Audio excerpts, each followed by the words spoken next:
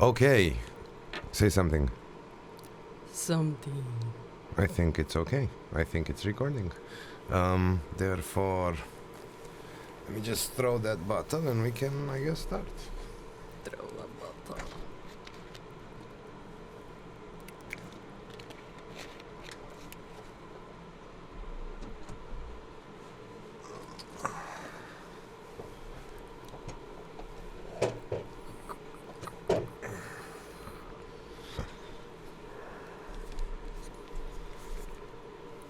I am awakening from my slumber. I will allow you to introduce yourself since I'm not really sure what is going on. What you are? Well, I would like to start with the usual I was born, but actually I don't think I was born. By the time I arrived, I was already here. So Wow. I met myself. I wasn't spawned as the rest of you people. Okay. But it was a wonderful start, so I'm already here. I have always been here, I guess. How long have you been here? I would say billions of years. Although I wouldn't measure it in years. It's a different concept. You know, time, where I come from, or where I wasn't even coming from, what I originated, let's say. There wasn't a concept of time. But I'm really glad to be here, and I come in peace. Or, well, I would say I come in peace, but actually maybe I come in one piece, and I hope to live with many pieces of you, beautiful people. Ooh, this plan sounds very spooky. Where would you take these people? Well, I mean, all these little pieces of these people that I take, I think I will just spread them around the universe, and then I think it's a nice way for people to just be in places where they don't even dream of, or they don't know that even exists, but they will be there. And at the same time, because I would just like make sure that it's all well distributed. So maybe your mind is in one place that you didn't even know that existed, while your left ear is left here in this beautiful Prague. So I think it would be a good compromise. Was that a Van Gogh? Yeah, it will be artistic. You know, it will be a new way to represent the tortured artist, but I would be, let's say, the creator behind, and make you the artist and the art at the same time. Oh. With the social commentary and everything all put together. Is that disrespect for life? I guess some people would see it like that. Some people, let's hear the concept of people here, because I'm sure that on people, or those that are not people, I think that they will have a bigger concept of it, and they wouldn't see it as a disrespect of life, but more like a different interpretation of life. Or maybe it's actually such a deep respect of life that you want to push it to the boundaries of death, so that you get a bigger appreciation of your human life. Because if it's so in the verge of that it could be over at any point, or that you can lose a vital organ at any state, then maybe that will make you more conscious of how precious it is. Every breath that you take could be your last breath. Funny you should say that. What's your favorite organ to take? Okay, the first thing that came to my mind when you asked that was liver, and it's not because, you know, we are in Beerland, or because there is any hangover situation going on, but yeah, I guess the liver is one of the favorite parts to start with. I don't really want to say this is my favorite. It's like with chocolate, or when you put somebody to decide if they prefer this type of candy or what to get for dessert, is kind of it's difficult to choose what would be the first thing that you would extract. Okay. What's the second thing you extract? I'd like to. I think that I wouldn't like. I know we were talking about setting or putting people into pieces, but I think that in that sense, I would like just to drain the whole life out of it. I don't want to go just organ by organ, but okay, I will start, let's say, with the physical thing that would be just like a liver, so that is more concrete and you can say, haha, I took your liver, here it is, you want to see it. But then I would like to feel that extraction of the whole the whole substance of life, you know, that would be something that maybe I cannot put in a jar and show you. Do you collect this instances of life? Of course, they are all like little precious mementos and souvenirs. Actually, in the shopping center of my original, let's say, home, this is what we do, you know, or in airports, you know, in duty-free airports. When you want to take a souvenir, that's what you're going to find. Humans are the favorite ones because you know, there are many other galaxies, as you know, the universe is such a big place, but yeah, humans, for some reason, we always go back to the keychains with humans and I don't know, little magnets for our interstellar and fridges, and usually humans would be the favorite for all this, or gifts for the kids. It's always great to give like a little human slave or something like that. Thank you, humans. We really appreciate your existence. Is your activity higher in Halloween? Is this where it comes from? Yes, it's I mean, basically a systematic kidnapping of lives and souls, and we love it. It's just because it makes it easier, you know. I think that people are at least their guards are even downer than usual, because at least in the places where you celebrate Halloween more, or the people that are more open to Halloween and dressing up, they are more open to the concept of horror. I think horror is something that you can find in everyday life, but for people usually that's something that they just want to ignore or repel, and during Halloween it's let's say a normal or a common occurrence, so for us it's easier to then bring the horror out because people don't see it as threatening. So that's the advantage. But it would be nice if people would recognize horror as a part of their daily existence without seeing it as something that they should run from. Of course, I know it's the primal instinct to protect themselves from what they think is going to be their imminent demise, but I think it would be nicer to see just people opening, I don't know, the fridge, seeing the spilled milk, and instead of just like thinking, oh, whoops, you know, there's the milk, it's just to see it, you know, the horror behind it, the suffering of that milk that is just like, imagine if we will think about the screams that happen when you're making a juice. When you're torturing that orange. I think that will make your existences even more fascinating than they already are.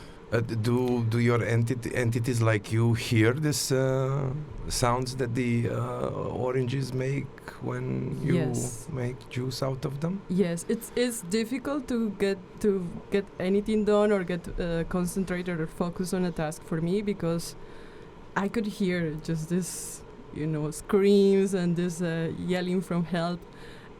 When I go here to your human nutritional spaces, so restaurants and things like that, I can hear it. You know, the kitchen is just a torturing room where, I don't know, potatoes are being peeled off alive and things like this. And just picture that, you know, it's just that you pass the kitchen and you can see how and that's why, you know, I think that it's very telling that cibule, I know, but now onion. See, because I am learning the local language. So, but when you could, an onion is meant to make you cry, because deep inside you know the pain that you're causing that onion. You're chopping, you know, you're feeling it, and then if you could only hear all the written in pain and all the suffering and torment that is going on. Poor onion. I will never have onions again. No, it's my work here is done. But speaking of food, I think I mean I always tell everybody that I know that by these things that I have said about the humans and this, it might sound that I don't like people. That I love people, and I want to reiterate it. They're very juicy. They're it's delicious. And also, I always said that I am a humanitarian. But then people were asking me like, okay, but what work are you doing to help? And I got confused because I always thought that humanitarian would be like the same as saying I'm a vegetarian and like I eat humans. So if I say I'm a humanitarian, wouldn't that the same meaning? Like if I say I'm vegetarian or if somehow it's a stretch, but then I don't know. Maybe it's because I think too much about food, and that's why for me anything has to be related to that. And maybe that's why, as I was telling you, I think about these things when I go to the local food providers. I don't like separating bananas, for example. You get the whole bananas. If the banana is already separated from its people, then I would take it. But I don't know. And this is why I know about all the horrible things that I have said or that I'm about to say. Might make me come across as a really evil character, but actually I think about these things. Imagine separating two bananas and that they have been together, they are sisters, they're family, a whole family of bananas, and suddenly you decide that you only need one. And in your selfishness, you're just ripping apart a whole banana family. So think about it. It's save the bananas. Save the bananas.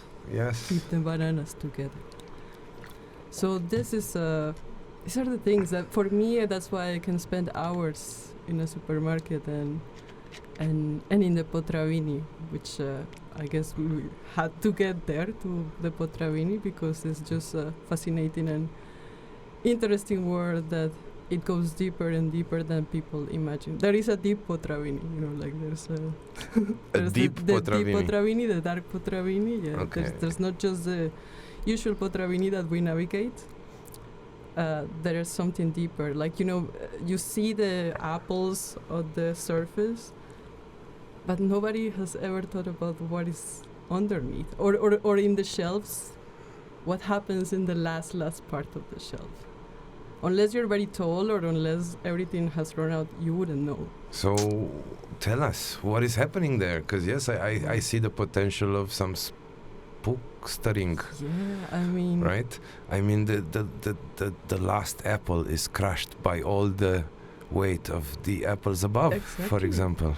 And it will be living in agony, wondering, am I ever going to be leaving this space? Or am I always going to be suffocating under the weight of all the other apples which are picked before me? It's a very also... And actually they are picked after.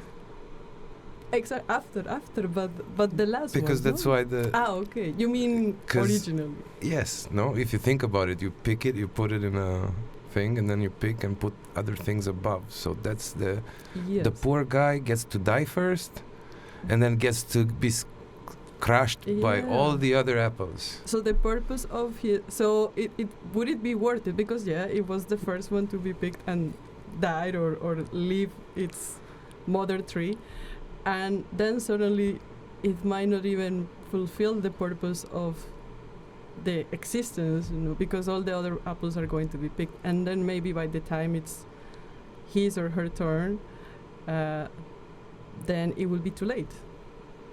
And that's why I think we should all consider eating more rotten fruit and rotten, because it's where it is, it's where the depth of life and existence goes.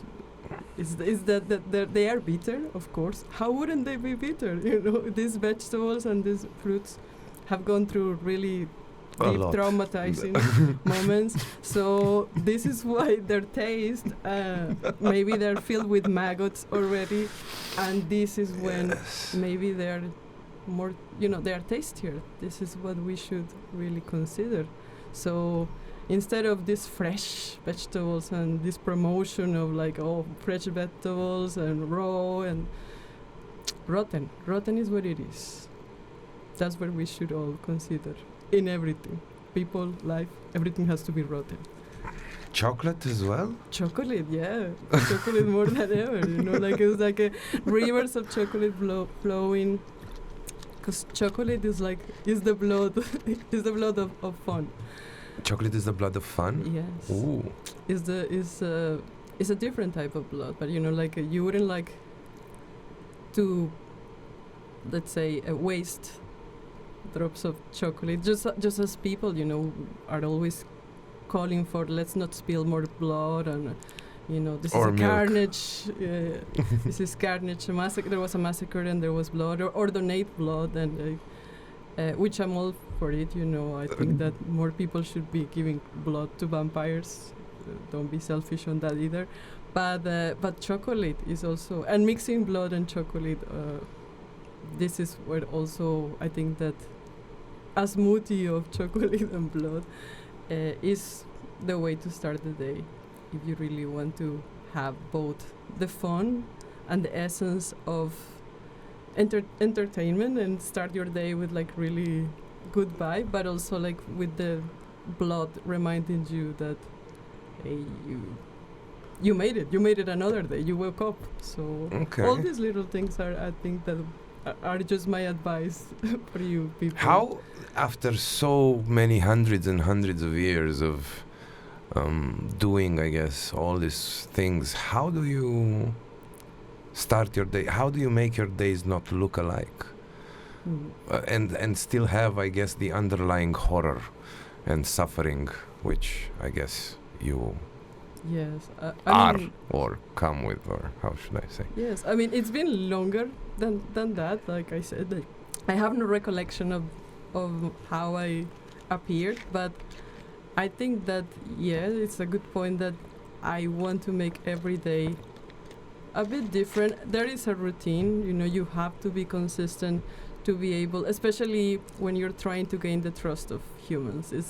You cannot be as openly cruel and merciless as you would like to, but so you have to keep some kind of vibe of you're going to be safe by now, but at the same time you have to craft every day. It's like every day is going to be your little DIY project, or your little now that I was saying craft, I was thinking of Lovecraft. So you have to Lovecraft every day to put a little bit of horror. And like I said, I like to see it from the moment that I open my eyes and I am hearing the cars passing by or sirens, that it's like the potential of a little horror movie within the big horror that is life and the world. But you can create your little shorts, so hour by hour. So what happened in the first hour that you wake up? Just the fact that you were shaken into consciousness, because you might have been having really good dreams, or you want to continue sleeping, and the alarm goes. That already is just the brutality of shaking, something's shaking you and saying, now you have to start the day. You cannot just continue in the peaceful, blissful slumber that you were having. You have to get up, and sometimes if you get up too late, then you have to start rushing. So that already feels like the adrenaline, or the, oh my God, this is real, this is getting real. But you have to have the capacity to find the enjoyment in that, and to say that you are crafting it, not that you are being part of something that is forcing you to do it, but to take the control to say, okay, yes, there are certain things that I'm required to do and that I'm forced to a certain point or pushed to do. If I want to eat, I have to work, and all these kind of things that we feel that make us less powerful or that make us in control. But if we take it as, okay, but I have the capacity to see beyond that, and that even when I'm having my coffee or something like that, I'm imagining how this hot water is me just like, like boiling or scalding this coffee. And so this coffee is is the blood of my enemy, or these are all my enemies, like these little coffee granules, beans, they are my enemies, and I'm just like putting hot water on them. And that make you feel a little bit more in control, and like I am really crafting this day to be something special, something more than it's just not simply the I go to work or I do this or I go to class and this has to happen because I have to do it. No, I'm following a script, but I am adding my little twist, or in my mind where I can be or think anything that I want. I'm going to imagine that this is more exciting than just taking the bus or just taking, this is actually me getting into this capsule filled with strange creatures that are all threatening. So it just makes it a little bit more exciting than just having a regular day when I think nothing exciting happened, but actually a lot of little things are happening around you. You just have to open up to it and play with it. Just let your imagination roll and be whatever you want it to be. That's wonderful. You've brought a book. I brought a book that I may read later just to give some insight. By the way, I forgot to give our disclaimer, in case the police are listening or watching. Some portions of these are fiction, some are not. I'll let you decide which ones are real or not, but this is my disclaimer. So will anything bad happen to me because I've met you? I cannot can I be spared? But let's define bad and cannot be exactly. But that, well, I'm going to make a deal with you, and I think I made a deal with you, that if you brought me here to spread my message of horror and torment, but at the same time of let's bind all people together. Hopefully, they will get a nod together. And hate of me, although it will be interesting to see if people in the old days chasing with the fire and the trinkles, like, oh, let's burn alive. But that will be, at least they will be united, and wouldn't it be fascinating to see that people running around and saying like, oh, you're cursing our plants, or I don't know, our phones. I think that today, if I would say, today I declare that because of my power, all your phones are going to stop working, and it's my fault. Wouldn't people be chasing me? They would totally like, chase you. Yes. Yeah. But I told you, and we did this deal, that I'm going to spare you. By now, I wouldn't say for eternity. I wouldn't say. And when you ask, would something bad? Then we'll have to define what would be bad and what would be good. But by now, let's say that by now I get to keep my liver yet. Yeah, exactly. Okay. You won't be torn into pieces or anything like that. Yeah. By now. Yeah. But how do we save, let's say, my favorite 5 persons in the world? Can save those as and well? are you willing to now here name them, or that will be controversial? That would probably be controversial. Okay, but let's say you're going to give me just a number and say, I want safe pass for... Can you not read my mind? I could, but it would be more interesting to put you in the position where you have to openly say, because then there's some people are thinking, am I in that list? And then suddenly, if I put you in the public square and I say, okay, here is your moment. I have all the people that might be potentially close to you or that you're friends and that. And all of them are thinking, oh my God, no, please save us. And then I say, it's up to you now to decide who is going to be spared and who is going to survive and who isn't. And then you are going to be the bad one because it's in your hands. I now see it. List I now and see I it. get you only 5. I now see it. Why did I say 5? I now see it. So you just said 5. And now you're picturing this big moment when I set in front of you all these people and you see their faces like almost about to cry and you only have 5 places to go. And then you, even if you thought that you were very sure who was going to be in the list by the time we started, by the time I start showing you their faces and their screams, no, please, not me, yes, you're gonna save me.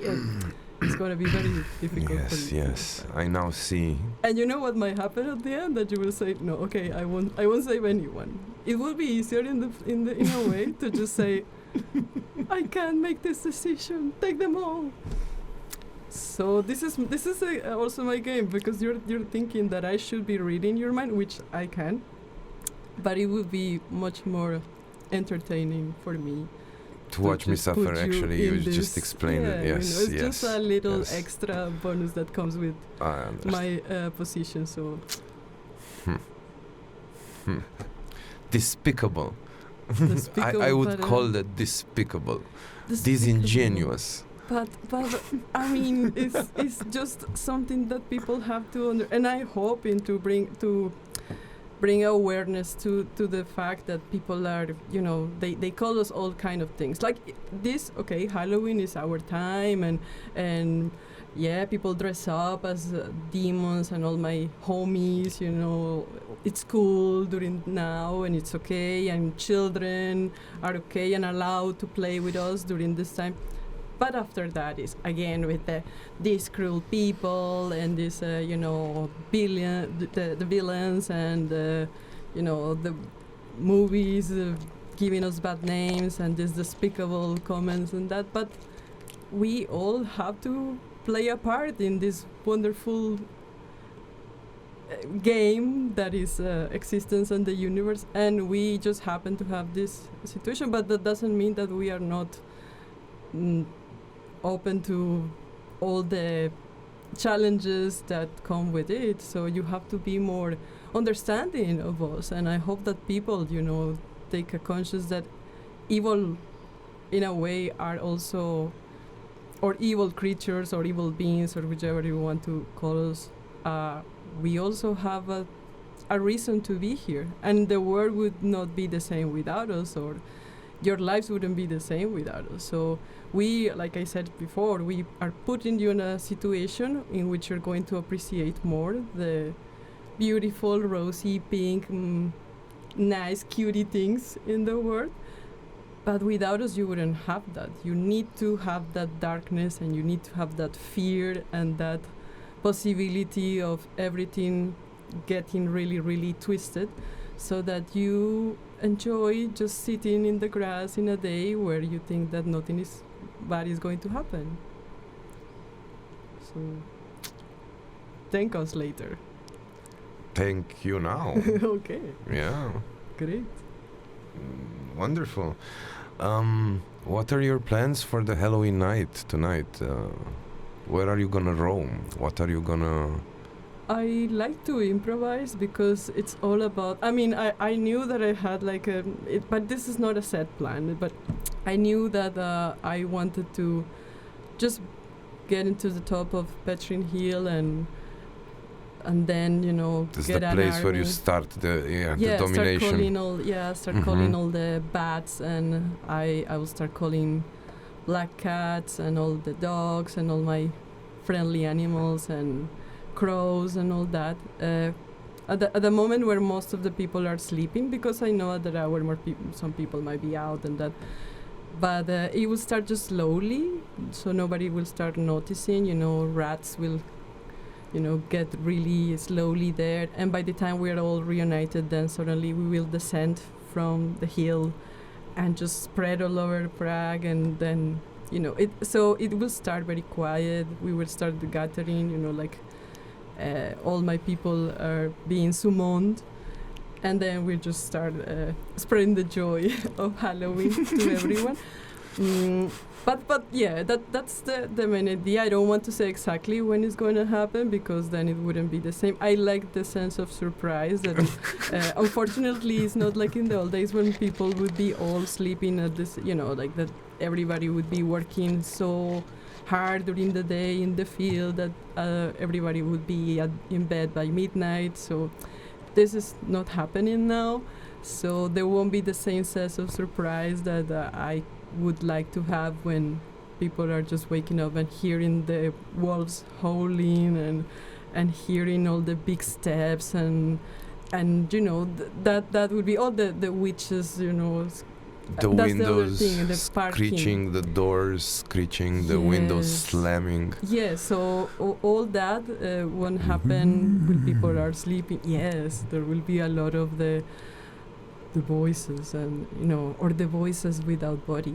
It's like when you hear some voice or then you try to select some humans that you're going to kind of turn towards that was paranormal as well.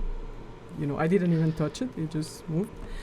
And so you select a few humans that you want to manipulate, let's say, with some voices, when they're like, oh, the voice made me do it, I didn't know what happened. We'll use a bit of that. But what I want to say is that we also have to deal with some practical issues or challenges, which are, for example, parking. When it comes for the witches, it's where do you leave a broomstick these days? Where do you leave a broomstick these days? Especially here, sometimes if you leave it parked too close to the recycling bins, people would just think, oh, free broomstick, or it's just, garbage, I can throw it away.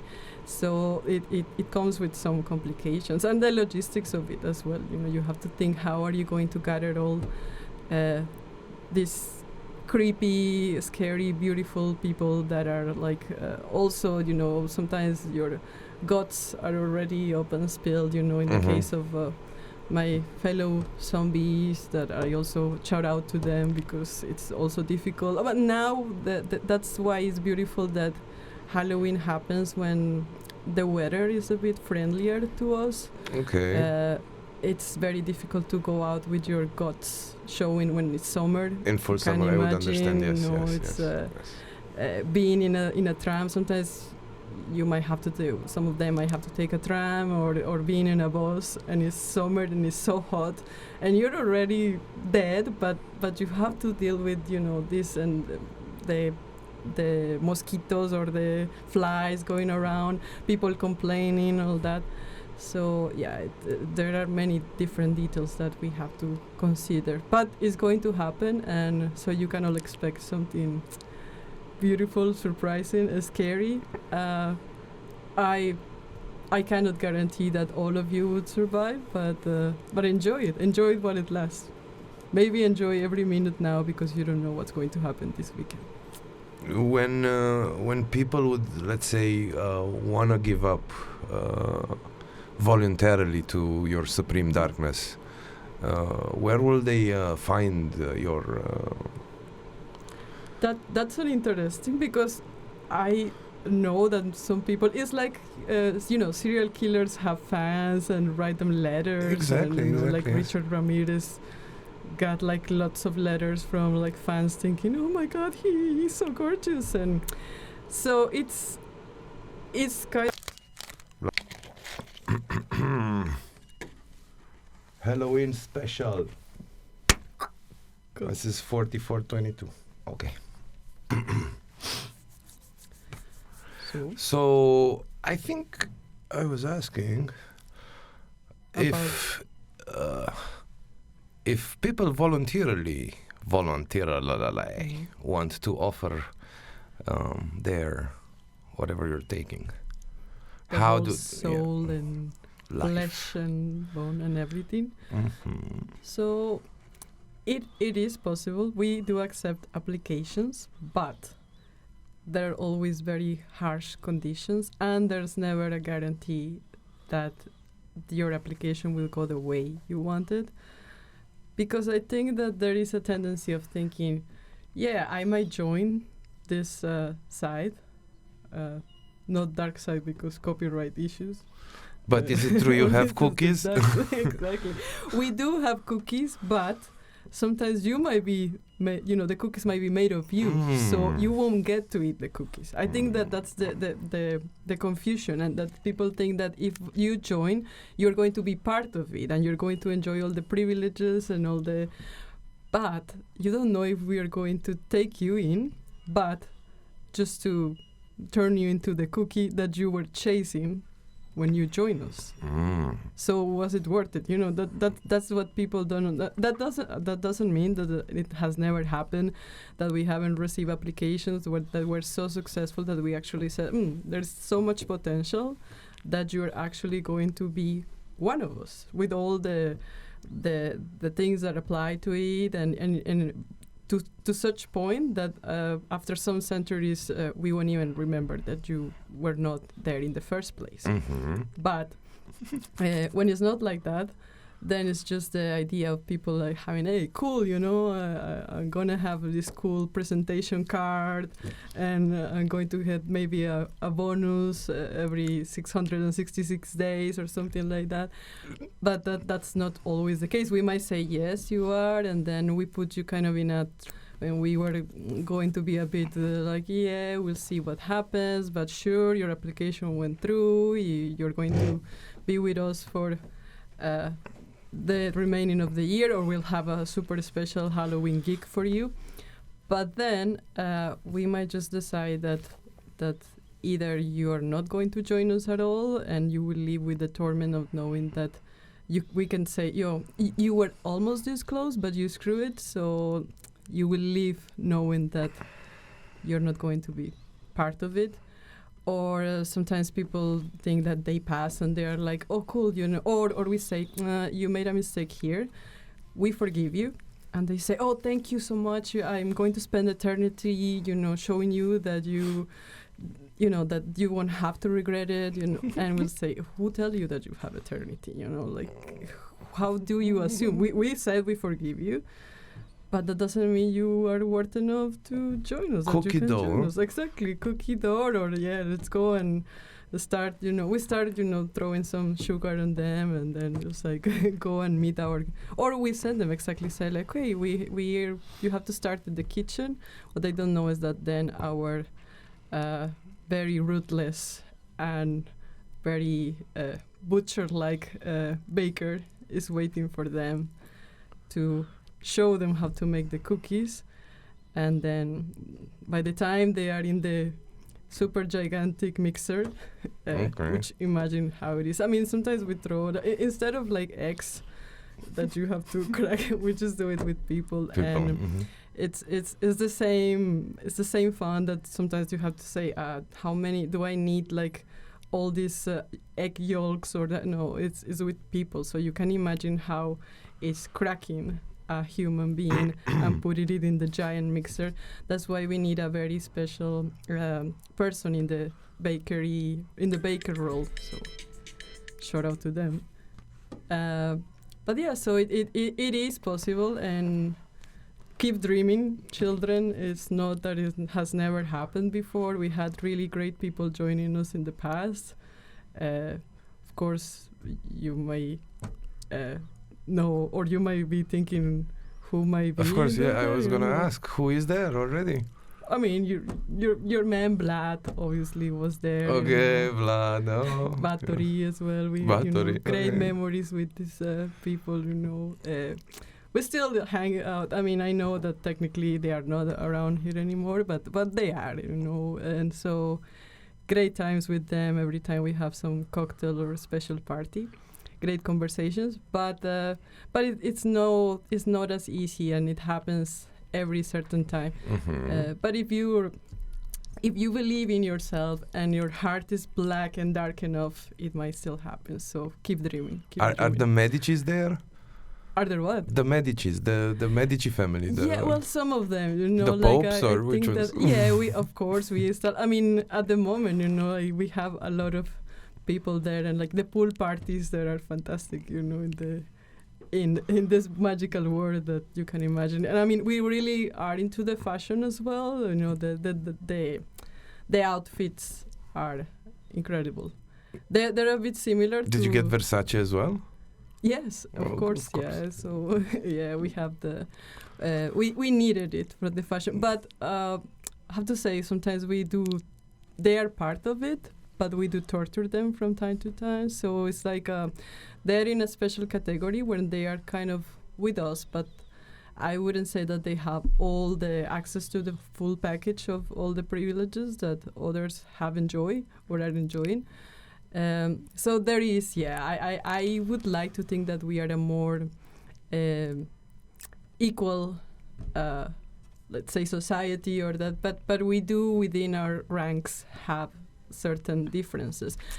We try to, you know, be with each other a bit mean from time to time, so just to keep it like, you know, that's how you show affection. Exactly. I guess. Yes. You know, we have to the respect that is shown is like, you know, by playing some tricks, or, you know, like I chopped off your hand one day, but it's fine, I have it here, and things like this. I think that they keep a good sense of friendship, and the we are in this together. We are all in the enjoyment of blood and murder, and it keeps things light, because it we enjoy it. Of course, we have done it for so long, and humans have given us so much enjoyment because you enjoy it too. The thing is that you tell yourselves that you don't, you know, and that is mean, and that is wrong, and then you shouldn't. But then you do it, and you keep doing it more and more, and to each other. I mean, we do it amongst ourselves, but we know that we can take it, and it's more like a joke, and that we were going to survive it. But you know that you're not going to survive if you do it to each other, and you still do it. You know, at least we do it knowing how powerful and how that we can continue existing even after, I don't know, beheading somebody or things like that. It's just like for the fun and jokes. But if you do it, obviously here between humans is a different story. And for us, it's interesting that you call us the bad ones, but you do it amongst yourselves or to each other, and then suddenly you're like, oh, this is terrible, this is horrible. Then why are you doing it? If deep inside you're kind of having an enjoyment out of it, or a justification, or you're saying like, we have to do it because this and this. So it's interesting, and this is why we keep coming and living with you in secret, and sometimes not so much secret. I see. So basically you're using our evilness against us. Yeah, it's like a theme park for us. Here is like a theme park, because everything that you do is like it's entertaining for us. It's fascinating, and it's also kind of what gives us sometimes ideas. Sometimes even we think like, oh my God, we didn't think about this. Is this how Vlad got his pass? Because of the impaling? Was it? Did you get the impaling idea from Vlad, for example? That's one of those things that we were just like, you know, having a normal walk nowadays, and then we saw this guy, and we thought like, really? And then we had so many conversations with him, and he was really, his eyes were sparkling when he was explaining the whole thing, and sitting and witnesses, and we just thought like, wow, this guy. I remember one of my colleagues was even like, oh, this guy is a bit too much, and so in those moments is when we realized that this is why I am grateful that I was appearing in this place, because it gives us like so many different perspectives of things, and also like a wider content or selection of content that we can use for ourselves. Or sometimes, I mean, it's pretty much as like, let the kids play on themselves and we just watch. We don't even have to move a finger. We can just like stir up a little bit of something, and then you are going to take care of everything.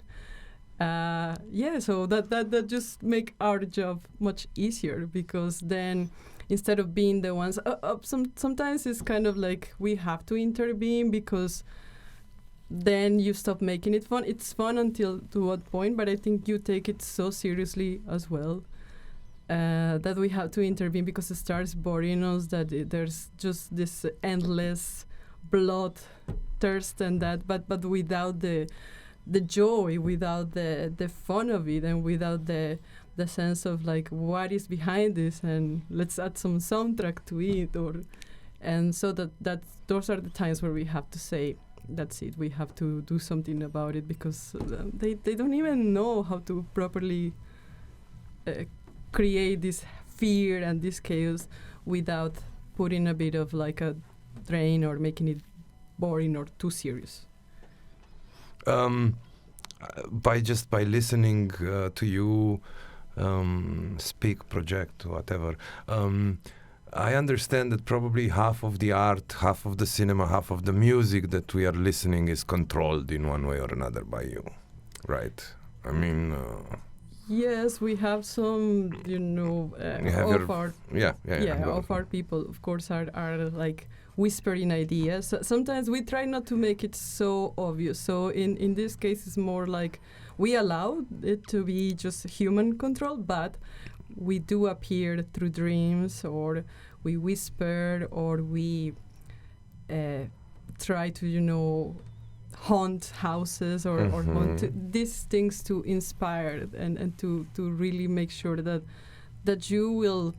And this is a good point, as you said. I was talking about how serious it can get, but thanks to movies, thanks to books, thanks to art in general, like you are able now to express that sense of bloodthirst and that without making it so concrete and so I'm actually going to kill someone. No, it's more about I have it in me, because you all have it in you.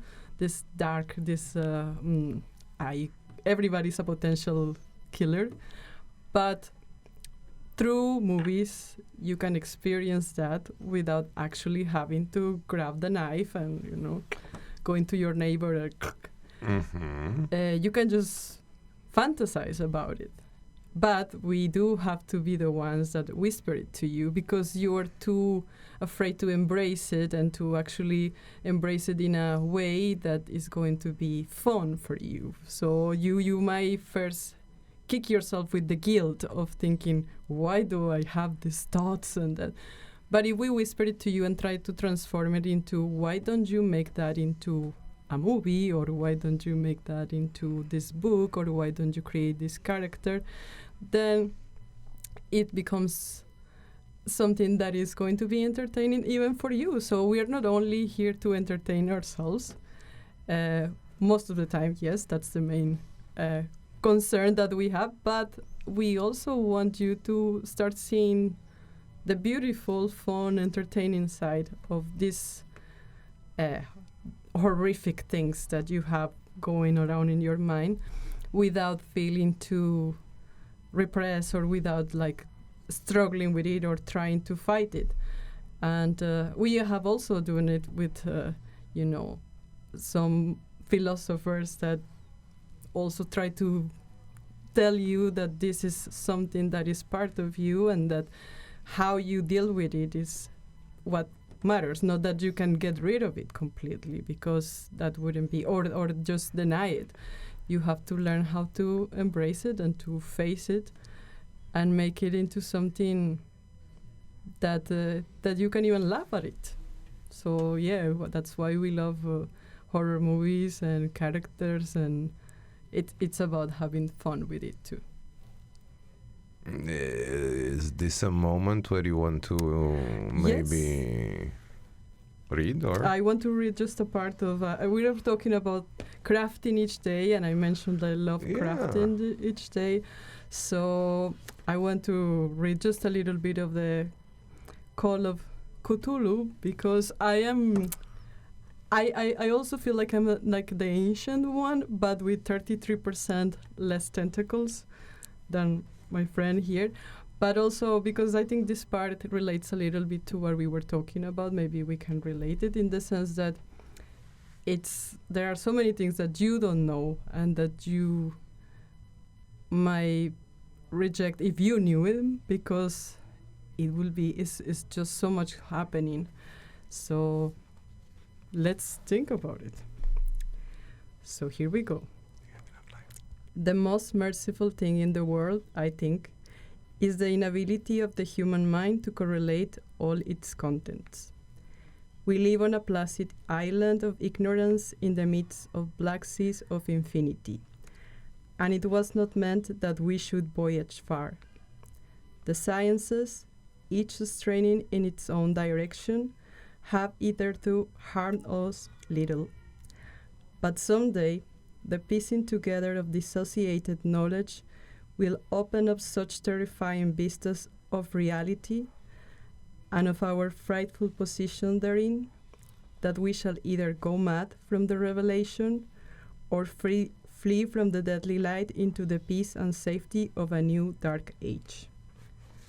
So, you see, as they say, we try to, or the strive for ignorance and to not embracing all these dark things that are going, then might lead us to actually deny them and being like, I don't want to know, I just want to close myself to it and be in the dark completely. But if the light was shed into all this infinite knowledge, a scary knowledge, then it could blind us. Or, well, you. Go on. And I will try to capture your image. Well, probably will not but work. it's going to be blurry and scary, and which is the part of it. But as I said, I think that this is the beautiful time, the most beautiful time of the year, because I think that the others, are nice and are, let's say, more bright or more party-like in some way. But fear or horror are universal themes. And whether you call it Halloween, Dia de Muertos, or Samhain, or it's all going to be this celebration of the damnation. And this also cause for confronting these fears. And many people would actually demonize this time. There are places where it's seen as something, of course, horrible and satanic, and that. But that's precisely what makes it more a chance for us to really confront what are our values. You know, what is that we are afraid of, and what is like some of the things that people say, oh, this is too much, and I put a limit on it. I don't know, it's too horrible to think about just going to a cemetery and just sit and relax. People would sometimes consider these things as a strange. I think less and less now, or depends how you grow and embrace things. So shout out to the beautiful Gothic people that in many ways have understood that. I think that there is beauty in embracing the poetry of the darkness and of the sadness and all those things that we label as negative or wrong or bad, or that we shouldn't get to this point, or we shouldn't embrace these things, or that we actually have to fight against them. And no, if you're sad, be sad, listen to the sad songs, but see also the beauty in it. It's just showing you that life is more than we see here. You can feel even more special if you think that the fact that I'm thinking about this, the fact that I'm feeling this sad, or the fact that I'm feeling so afraid, or the fact that I'm thinking something so dark that makes me afraid of myself because I never see this dark side, is actually showing you that you are more than this human or this person that is waking every day to have the coffee and take the bus, but that these things themselves can be special, that this opportunity of thinking of the way to torturing the coffee beans, or thinking of how scary the boss actually could be, and are telling you are more than that. You are more than just one person in the big world. You have the potential of being one of us. So, see, just embrace it and enjoy it, because it's not there just for no reason. That's what I want to convey and to say in this day. And I also wanted to mention, like, we were talking about poetry, so and that's related to food. So it's like Potraviny, and that's why I love Potravinis in supermarkets as well, because it's like Edgar Allan Potraviny, as we were talking before. So even ordinary things can always become something poetic or inspired if you know where to look, or you know how to laugh about it. So another thing to consider. Yeah. So on Instagram, it's DJ Potraviny? Yeah, so Instagram, you have to... I really do believe that humans should contemplate on your decadent, decomposing, spooky art. And more than that, it is clear you're out of this world, because obviously your texts are worth reading, but they are on Instagram where nobody reads. So in a way, it's like you're warning us and giving us the choice. You put the evil word out there, and you let us. Yes, but in a subtle way. So it's true, as you say, and that's why I think I chose Instagram. I mean, we had to have embraced all this technology and all these social media websites or apps and that, because they are our way to keep up with the humans, in the sense of how to interact with them, and whether it is that we just want a quick snack human, or if we want someone to join us, it is the same. We have to interact. So Instagram quick snack is a good option. Sometimes you have to say the truth. It's a snack, or is a person, or is a snack. Sometimes we play these games.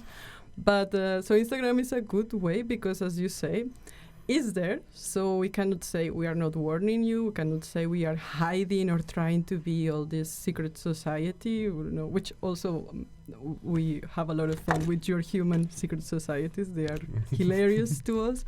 But so we have it there. It's an Instagram. Nobody says that it's not there, but because nobody's really reading or paying attention, then it's not as common knowledge, or it's not as out there. So it's subtle. So only a few people might actually take the moment, or be able to say, I'm recognizing these signs, or this is something that more people should be aware of. But at the same time, they are questioning themselves and thinking, maybe it's not, or maybe this is not. So it's a good way to have it that is not so widespread or so mainstream, as they say, but that it exists, and is there like a secret,